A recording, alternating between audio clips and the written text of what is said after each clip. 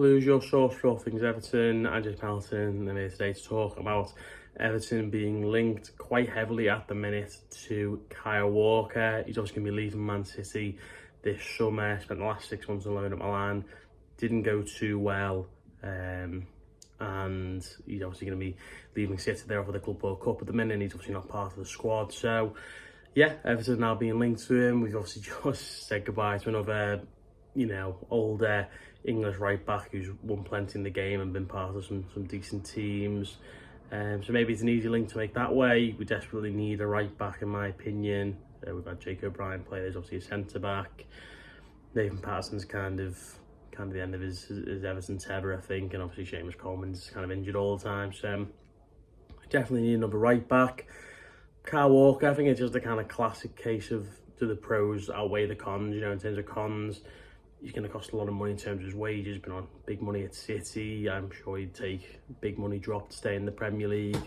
He's in his mid-30s now, so those kind of huge contracts are probably they're probably gone for him now. But be interesting to see what happens there. I think quite an obvious con is that he's definitely lost the yards in terms of not just his pace, but I think watching for England the other week, he looked a bit, I wouldn't say poor, but he just didn't look the kind of player that we've all kind of come to expect in the Premier League and what he's done over the last few years.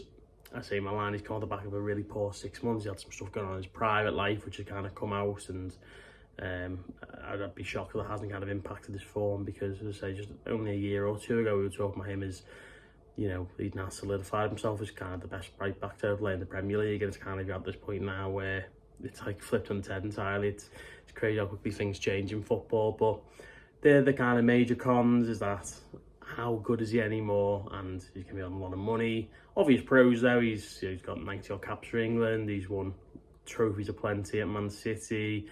I say in his prime, he was the best right back to ever play the Premier League, in my opinion. Say right up there as well with the likes of Neville and Alexander Arnold, players like that. So super good there. Obviously going to be great in the dressing room, those sorts of things. And he fixed the problem there on the pitch where I was having to go and spend the transfer fee, which makes a big difference at the minute. So I'm really kind of on the fence about this. I think I'd probably edge towards it wouldn't be something I'd look to do.